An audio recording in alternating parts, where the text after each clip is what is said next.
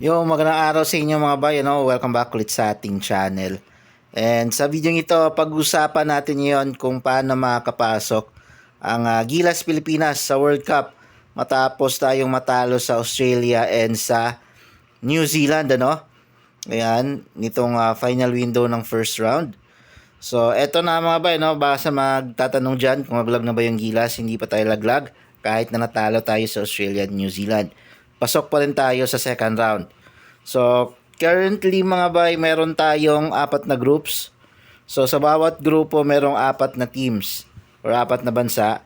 And sa pagkatapos ng first round, isang team or isang bansa kada grupo ang malalaglag. So, basically sa atin, sa Group A, ang nalaglag sa grupo natin is yung Guam. So, yung laban natin sa Australia is parang semi non-bearing na din, ano, kasi pasok naman na tayo sa second round. Pero ang importante kasi dito is makapag-ipon tayo ng maraming panalo as much as possible papasok sa second round, kasi importante yung win-loss record dito sa first round, kasi carry over yung win-loss record dito. So hindi yan magre-reset. Kung ano yung win-loss record natin sa first round, may carry over siya sa second round. So kung titingnan natin sa Group A, number 1 dito is Australia with 6 wins and 0 loss na to, kasi panalo sila sa Gilas kanina. And then New Zealand, panalo sila sa Guam kanina. So 4 and 2 sila. And then yung Philippines, tayo ngayon is nasa 2 wins and 4 loss na pagkatapos nating matalo sa Australia kanina. So number 3 tayo currently sa group natin. Ngayon, ang mangyayari nito sa second round is mami-merge tayo sa Group A dito sa Group C. Okay, which is nandito yung Iran, Jordan, and Syria. Ayan. So, kung titignan mo yung win-loss record dito mga bayan, no? Yung Jordan and Iran is tabla with 5 wins and 1 loss. And then yung Syria is parehas ng record natin na 2 wins and 4 loss. Okay, so may merge tayo dyan. And then, dito na yan sa second round. Eto. So magiging ano na tayo, Group E. Eto, magiging dalawang grupo na lang yung sa second round. Yung apat na grupo, magiging dalawa na lang, Group E and Group F. Ayan. So ito yung makaka-merge natin. Syria, Iran, and Jordan. Ayan.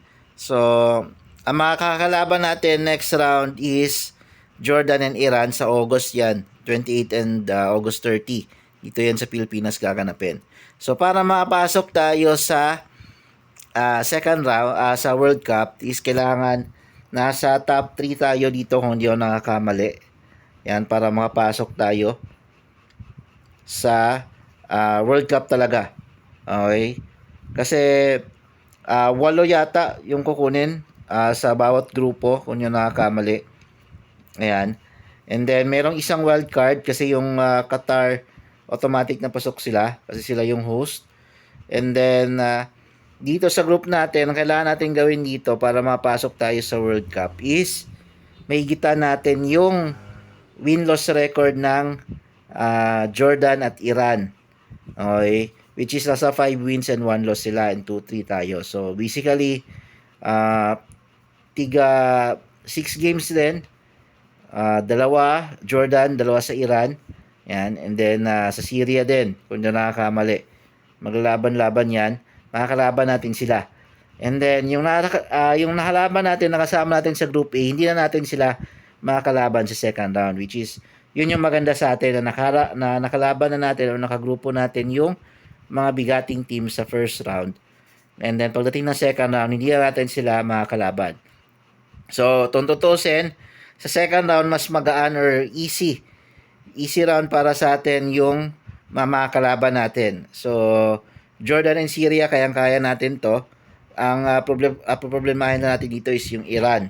Okay, which is 50-50 tayo pagdating dyan. Kasi pwedeng masilat din nila tayo. Ayan. So, dapat pumasok tayo at least sa top 4 ng Group E. Ayan. Para may chance tayong mapasok sa World Cup. Okay, so dapat at least etong Syria, sure tayo dito. 2 wins tayo dyan. And then, yung Jordan, eto, may tulog din tayo sa Jordan. Malakas din tong Jordan, ha. Ayan, so pwede tayong worst case scenario dito, pwede tayong mag 1-1 sa Iran and sa Jordan. So kung titingnan natin, pwede tayong makakuha ng 4 na panalo. Ayan, so pwedeng umabot sa 6 yung panalo natin pagdating sa Group E, or pwede ring umabot ng 6 yung panalo natin kung masweep natin lahat.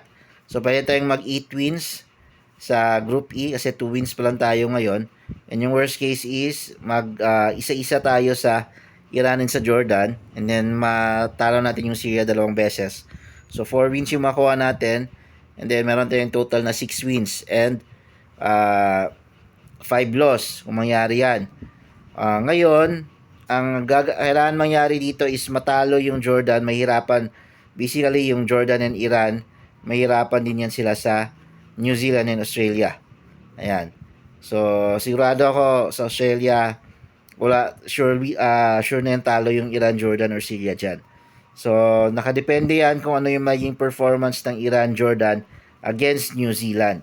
Yan yung critical factor dyan. Kung makakaisa ba yung Iran at Jordan, kasi kung makakaisa yung Iran at Jordan sa New Zealand, mahirapan tayo, malalaglag tayo kasi aangat yung win-loss record nila. So, malalaglag tayo sa standings. Okay, and baka hindi rin tayo makaabot sa dun sa last slot, which is yung wild card. Ayan, nakadepende sa ano yata yun, best fourth sa lahat ng grupo, top 4 team, best fourth team between Group E and Group F. So, baka mahirapan din tayo makuha yun. So, dapat masilat talaga natin lahat ng games natin sa Iran, Jordan, and sa Syria. Masweep natin lahat para sure win talaga tayo na makapasok tayo ng World Cup. So, ganun yung dapat na mangyari. Kasi, pag matalo tayo ng isa between Jordan and Iran, medyo tagilid tayo. Okay, kasi masyado nang mataas yung naipong win-loss record ng Iran at Jordan. 5 wins and 1 loss, tabla sila. So, matalo tayo ng tigi-isa sa Jordan and Iran, mahirapan tayo makapasok sa World Cup. Okay, kahit na sabihin natin matalo yung Iran and Jordan sa New Zealand and Australia, pero natalo tayo ng tigi-isa dito sa Iran and Jordan, mahirapan tayo sa World Cup na makapasok. So, basically, malalaglag tayo. So, medyo hindi maganda yung standing natin ngayon, ano? Pero may pag-asa pa naman tayo talaga na makapasok ng World Cup. So, abang-abang. Man lang natin mga bay, no? Sa August, yung simula ng second round. So, must win yan. Jordan and Iran yung kalaban. So, abangan natin. Yun lang mga bay yung update natin. Maraming salamat sa panonood.